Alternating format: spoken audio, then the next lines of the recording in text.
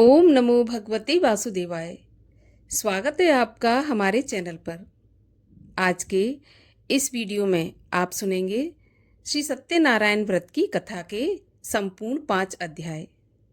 इस कलयुग में जहाँ केवल और केवल दुख और पाप से घिरे हुए हैं, ऐसे में भगवान के नाम का ही एक आसरा है। सत्यनारायण व्रत की कथा पढ़ने से या सुनने से सभी प्रकार के पापों का और दुखों का नाश होता है, जीवन में सुख समृद्धि आती है। तो इससे पहले कि हम कथा सुनना आरंभ करें, आपसे एक आग्रह है कि अगर अभी तक आपने चैनल को सब्सक्राइब नहीं किया है, पहली बार चैनल पर आए हैं, तो चैनल को सब्सक्राइब करके बेल आइकन पर क्लिक कर लीजिए। और आपको आज की कथा अच्छी लगे तो लाइक अवश्य करिएगा, क्योंकि आपके लाइक से ही हमें पता चलता है आपको हमारा वीडियो पसंद आया। तो चलिए अब सुनते हैं श्री सत्यनारायण भगवान की कथा। पहला अध्याय।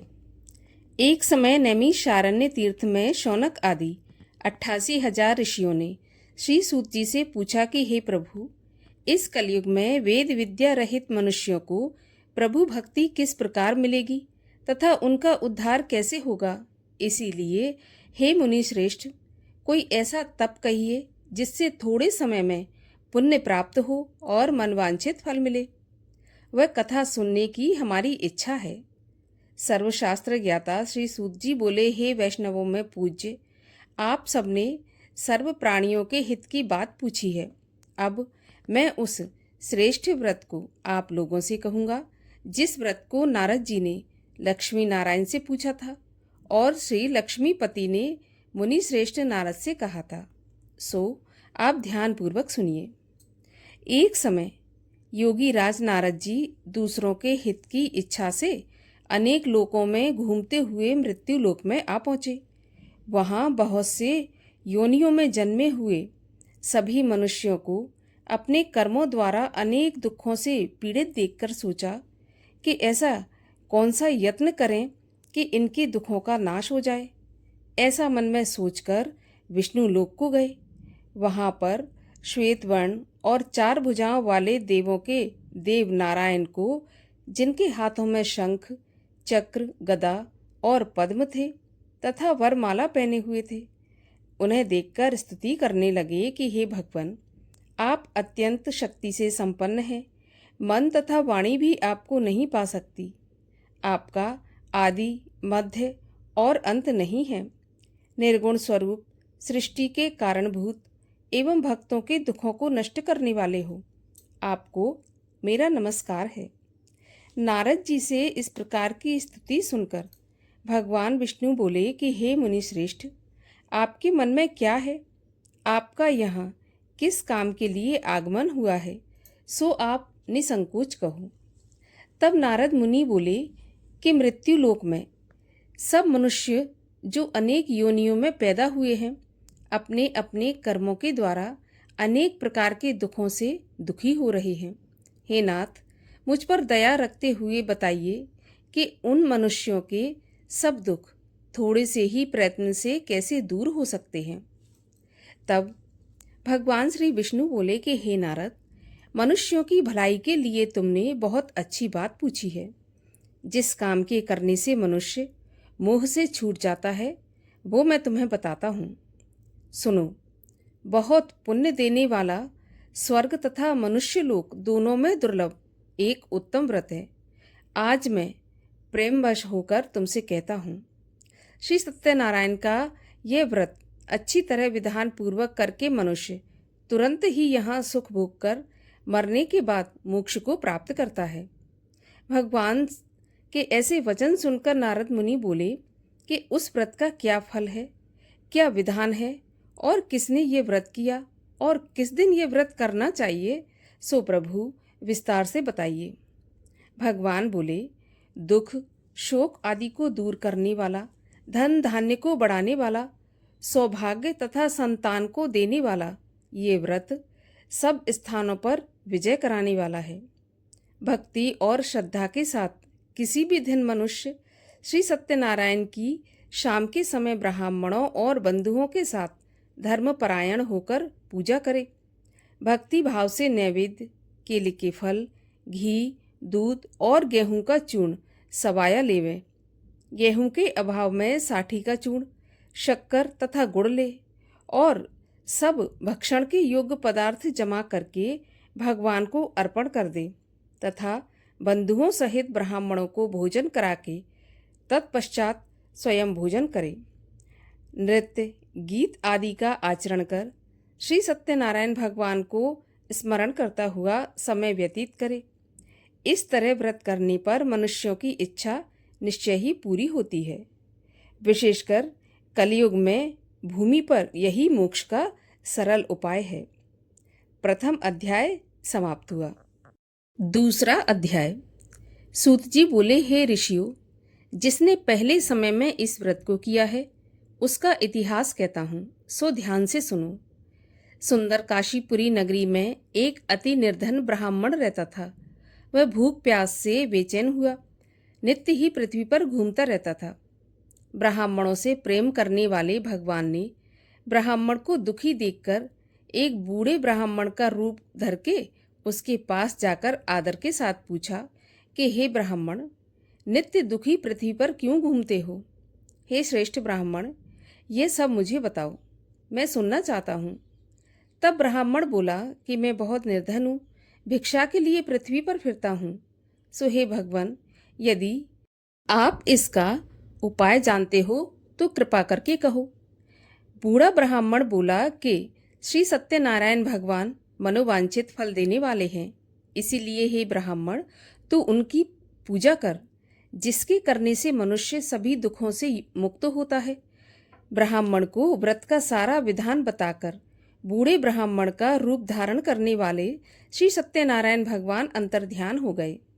जिस व्रत को वृद्ध ब्राह्मण ने बतलाया है मैं उसको करूँगा, ऐसा निश्चय करने पर उसे रात में नींद नहीं आई और वह सवेरे ही उठकर श्री सत्यनारायण भगवान के व्रत का निश्चय करके भिक्षा के लिए चल पड़ा। उस दिन उसको भिक्षा में बहुत सा धन मिला, जिससे बंधु बांधवों के साथ उसने श्री सत्यनारायण भगवान का व्रत किया। इसके करने से वह ब्राह्मण सभी दुखों से छूटकर अनेक प्रकार की संपत्तियों से युक्त हुआ। उस समय से वह ब्राह्मण हर महीने ये व्रत करने लगा। इस तरह श्री सत्यनारायण भगवान के व्रत को जो करेगा वह सभी पापों से छूटकर मोक्ष को प्राप्त होगा। जो पृथ्वी पर सत्यनारायण का व्रत करेगा मनुष्य वह सब दुखों से छूट जाएगा। इस तरह नारद जी ने नारायण का कहा हुआ ये व्रत तुमसे कहा। हे विप्रो, मैं अब और क्या कहूँ? तब ऋषि बोले, हे मुनीश्वर, संसार में इस ब्राह्मण से सुनकर किस किसने इस व्रत को किया और हम ये सब सुनना चाहते हैं। इसके लिए हमारे मन में श्रद्धा है। सूत जी बोले, हे ब्राह्मण मुनियों, जिसने इस व्रत को किया है वो सब सुनो। एक समय एक ब्राह्मण धन और ऐश्वर्य के अनुसार बंधु बांधवों के साथ व्रत करने को तैयार हुआ। उसी समय एक लकड़ी बेचने वाला बूढ़ा आदमी आया और बाहर लकड़ियों को रखकर ब्राह्मण के मकान में गया। प्यास से दुखी लकड़हारा उनको व्रत करते देखकर ब्राह्मण को नमस्कार करके कहने लगा कि आप ये क्या कर रहे हैं और इसके करने से क्या फल मिलता है, कृपा करके मुझे बताइए। तब ब्राह्मण ने कहा कि सभी मनोकामनाओं को पूरा करने वाला यह श्री सत्यनारायण भगवान का व्रत है। इसकी ही कृपा से मेरे यहाँ धन धान्य आदि की वृद्धि हुई है। ब्राह्मण से इस व्रत के बारे में सारी जानकारी प्राप्त करके लकड़हारा बहुत प्रसन्न हुआ और चरणामत लेकर प्रसाद खाने के बाद अपने घर को गया। लकड़हारे ने मन में इस प्रकार का संकल्प लिया कि आज गांव में लकड़ी बेचने से जो धन मिलेगा उसी से श्री सत्यनारायण देव का मैं उत्तम व्रत करूंगा। मन में ऐसा विचार कर लकड़हारा लकड़ियां अपने सिर पर रखकर जिस नगर में धनवान लोग रहते थे ऐसे सुंदर नगर में गया। उस रोज वहां पर उन लकड़ियों का दाम पहले से चौगुना मिला। तब वह बूढ़ा लकड़हारा दाम लेकर और अति प्रसन्न होकर पक्के केले की फली, शक्कर, घी, दूध, दही और गेहूं का चूर्ण इत्यादि श्री सत्यनारायण देव के व्रत की सारी सामग्रियों को लेकर अपने घर आया। फिर उसने अपने बंधुओं भाइयों को बुलाकर विधि के साथ भगवान का पूजन और व्रत किया। उस व्रत के प्रभाव से बूढ़ा लकड़हारा धन, पुत्र आदि से युक्त हुआ और संसार के समस्त सुख भोग कर वैकुंठ को चला गया। दूसरा अध्याय समाप्त हुआ। तीसरा अध्याय। सूत जी बोले, हे मुनियों, अब आगे की कथा कहता हूँ, सो सुनो। पहले समय में उल्कामुख नाम का एक बुद्धिमान राजा था। वह सत्यवक्ता और जितेंद्रिय था। प्रतिदिन देव स्थानों में जाता और गरीबों को धन देकर उनके कष्ट दूर करता था। उसकी पत्नी कमल के समान मुख वाली और सती साध्वी थी। भद्रशिला नदी के तट पर उन दोनों ने श्री सत्यनारायण देव का व्रत किया। उस समय में वहां एक साधु वैश्य आया। उसके पास व्यापार के लिए बहुत सा धन था। वह नाव को किनारे पर ठहराकर राजा के पास गया और राजा को व्रत करते हुए देखकर विनय पूर्वक पूछने लगा कि हे राजन, भक्ति युक्त चित्त से ये आप क्या कर रहे हैं? मेरी सुनने की इच्छा है, सो आप मुझे बताइए। राजा बोला, हे साधु, अपने बांधवों के साथ पुत्र आदि की प्राप्ति के लिए यह महाशक्तिवान श्री सत्यनारायण भगवान का व्रत और पूजन किया जा रहा है। राजा के वचन सुनकर साधु आदर के साथ बोला कि हे राजन, मुझे इसका सारा विधान बताएं। मैं भी आपके कथन के अनुसार इस व्रत को करूंगा। मेरे भी कोई संतान नहीं है और इस व्रत से निश्चय ही मुझे संतान की प्राप्ति होगी। राजा से सब विधान सुनकर व्यापार से निवृत्त होकर वह आनंद के साथ अपने घर गया। साधु ने अपनी स्त्री से संतान देने वाले उस उत्तम व्रत का समाचार सुनाया और कहा कि जब मेरे संतान होगी तब मैं इस व्रत को करूंगा। साधु ने ऐसे वचन अपनी स्त्री लीलावती से कहे।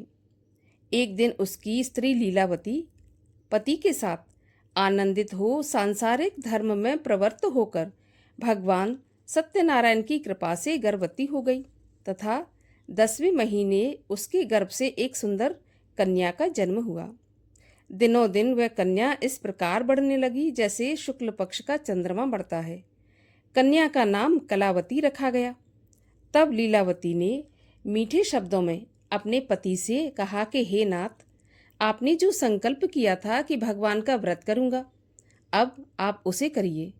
साधु बोला, हे प्रिय, अभी नहीं, कलावती के विवाह पर मैं इस व्रत को करूंगा। इस प्रकार अपनी पत्नी को आश्वासन देकर वह नगर को चला गया। कलावती पिता के घर में धीरे धीरे बड़ी हो गई।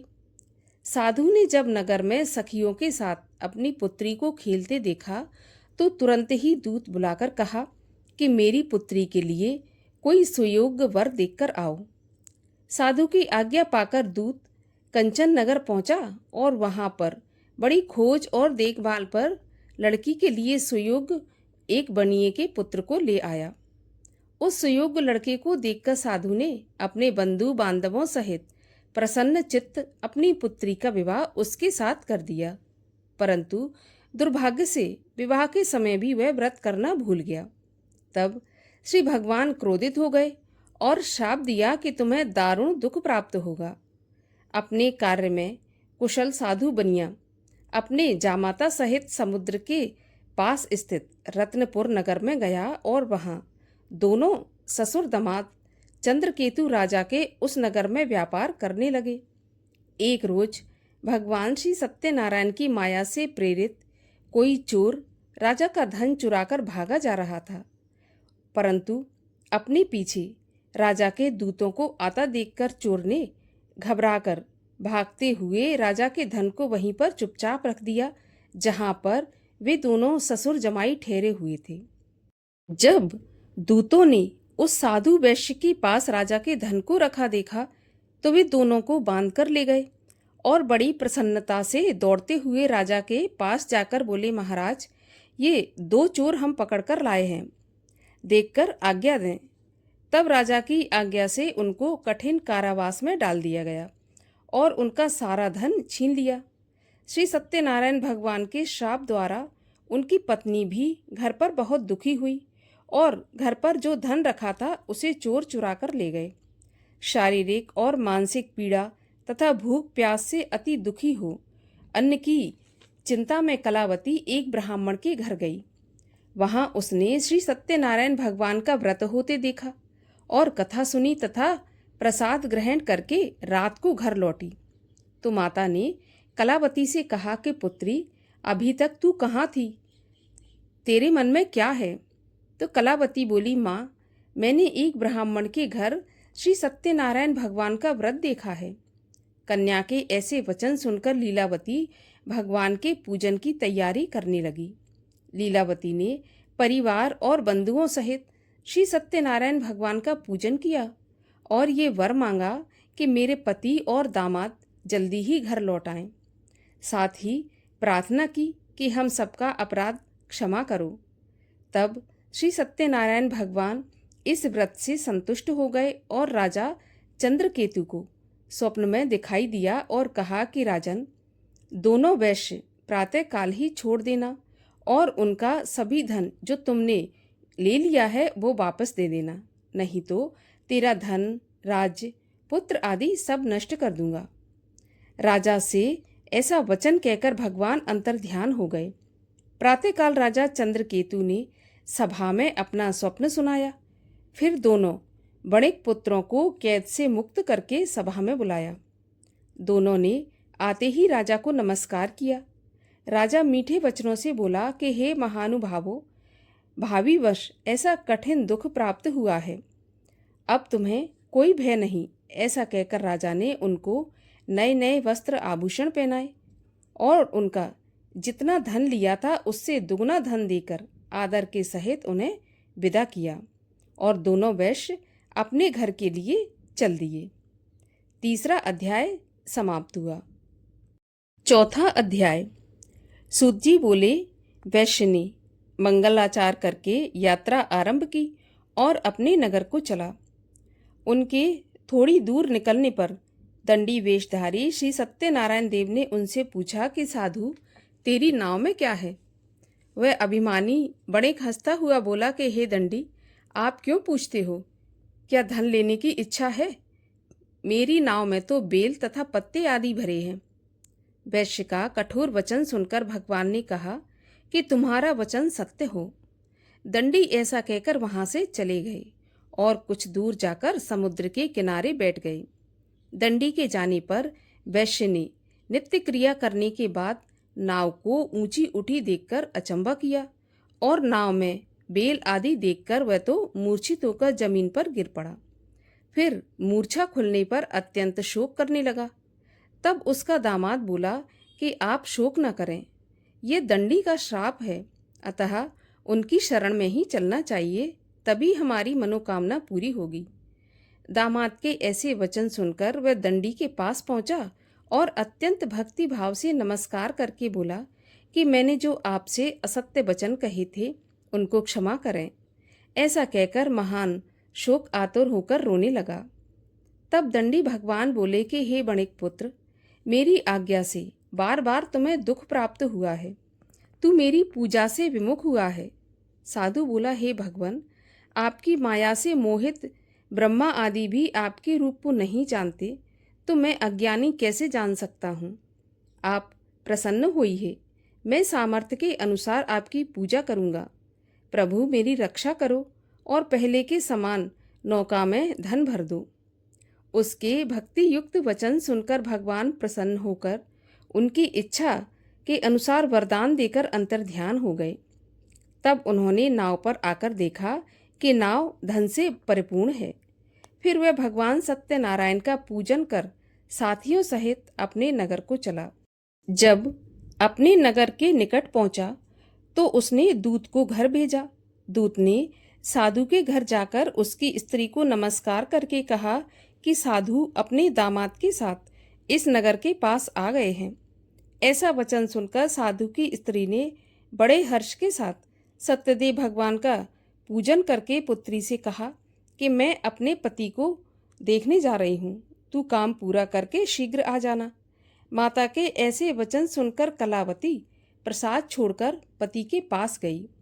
प्रसाद की अवज्ञा करने के कारण सत्यदेव रुष्ट हो गए और उसके पति को नाव सहित पानी में डुबो दिया। कलावती अपने पति को ना देखकर रोती हुई जमीन पर गिर पड़ी। इस तरह नौका को डूबा हुआ तथा कन्या को रोता हुआ देखकर साधु दुखित होकर बोला कि हे प्रभु, मुझसे या मेरे परिवार से जो भूल हुई है उसे क्षमा करो।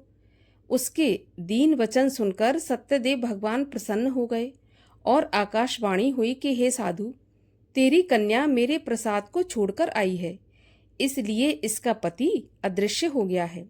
यदि ये घर जाकर प्रसाद खाकर लौटेगी तो इसे पति अवश्य मिल जाएगा। ऐसी आकाशवाणी सुनकर कलावती ने घर आकर प्रसाद खाया। फिर उसने आकर पति के दर्शन किए। फिर साधु ने बंधु बांधवों सहित सत्यदेव का विधि पूर्वक पूजन किया। उस दिन से वह प्रत्येक पूर्णिमा को सत्यनारायण का व्रत और पूजन करने लगा। फिर इस लोक का सुख भोग कर अंत में स्वर्ग लोक को गया। चौथा अध्याय समाप्त हुआ। पांचवा अध्याय। सूत जी बोले, हे ऋषियों, मैं और भी कथा कहता हूँ सो सुनो। प्रजापालन में लीन तुंगध्वज नाम का एक राजा था। उसने भी भगवान का प्रसाद त्याग कर बहुत दुख पाया। एक समय वन में जाकर वन्य पशुओं को मारकर बड़ के पेड़ के नीचे आया। वहां उसने ग्वालों को भक्ति भाव से बांधवों सहित श्री सत्यनारायण का पूजन करते देखा। राजा देखकर भी अभिमानवश वहां नहीं गया और ना ही नमस्कार किया। तब ग्वालों ने भगवान का प्रसाद उसके सामने रखा तो वह प्रसाद को त्याग कर अपनी सुंदर नगरी को चला गया। वहां उसने अपना सब कुछ नष्ट पाया तो वह समझ गया कि यह सब कुछ भगवान ने किया है। तब वह विश्वास करके ग्वालों के पास गया और विधि पूर्वक पूजन करके प्रसाद खाया तो सत्यदेव की कृपा से पहले जैसा था सब कुछ वैसा ही हो गया। फिर दीर्घ काल तक सुख भोग कर मरने के बाद स्वर्ग लोक को गया। जो मनुष्य इस परम दुर्लभ व्रत को करेगा, भगवान की कृपा से उसे धन धान्य की प्राप्ति होगी। निर्धन व्यक्ति धनी होकर और बंदी बंधन से मुक्त होकर निर्भय हो जाता है। संतानहीनों को संतान प्राप्त होती है तथा सब मनोरथ पूर्ण होकर अंत में वैकुंठ धाम को जाता है। जिन्होंने पहले इस व्रत को किया है, अब उनके दूसरे जन्म की कथा कहता हूँ। बूढ़ा शतानंद ब्राह्मण ने सुदामा का जन्म लेकर मोक्ष पाया। उल्कामुख नाम का जो राजा था वो दशरथ होकर वैकुंठ को प्राप्त हुआ। साधु नाम के वैश्य ने मूर्ध्वज बनकर अपने पुत्र को आरे से चीरकर मोक्ष को प्राप्त किया और महाराज तुंगध्वज ने स्वयंभू होकर भगवान में भक्ति युक्त हो कर्म करके मोक्ष की प्राप्ति की। इस प्रकार श्री सत्यनारायण भगवान की कथा का 5वां अध्याय भी पूर्ण हुआ। बोलिए सत्यनारायण भगवान की जय। और आइए अब करते हैं सत्यनारायण भगवान की आरती। ओम जय लक्ष्मी रमणा, स्वामी जय लक्ष्मी रमणा, सत्यनारायण स्वामी जनपातक हरणा। ओम जय लक्ष्मी रमणा, रत्न जड़ित सिंहासन, अद्भुत छवि राजे, नारद करत निरंतर, घंटा ध्वनि बाजे। ओम जय लक्ष्मी रमणा, प्रकट भये कलि कारण, द्विज को दर्श दियो, बूढ़ा ब्राह्मण बन कर कंचन महल कियो। ओम जय लक्ष्मी रमणा, दुर्बल भील कराल, इन पर कृपा करी, चंद्रचूड़ एक राजा, तिनकी विपत्ति हरी। ओम जय लक्ष्मी रमणा, वैश्य मनोरथ पायो, श्रद्धा तज दीनी, सो फल भोग्यो प्रभु जी, फिर स्तुति कीनी। ओम जय लक्ष्मी रमणा। भाव भक्ति के कारण क्षण क्षण रूप धर्यो, श्रद्धा धारण कीनी, तिनको काज सर्यो। ओम जय लक्ष्मी रमणा। ग्वाल बाल संग राजा, वन में भक्ति करी, मन वांछित फल दीना, दीन दयाल हरि। ओम जय लक्ष्मी रमणा। चढ़त प्रसाद सवाया, कदली फल मेवा, धूप दीप तुलसी से, राजी सत्य देवा। ओम जय लक्ष्मी रमणा। सत्य नारायण जी की आरती, जो कोई नर गावे, कहत शिवानंद स्वामी, मन वांछित फल पावे। ओम जय लक्ष्मी रमणा। बोलिए लक्ष्मी नारायण भगवान की जय। बोलिए सत्यदेव भगवान की जय।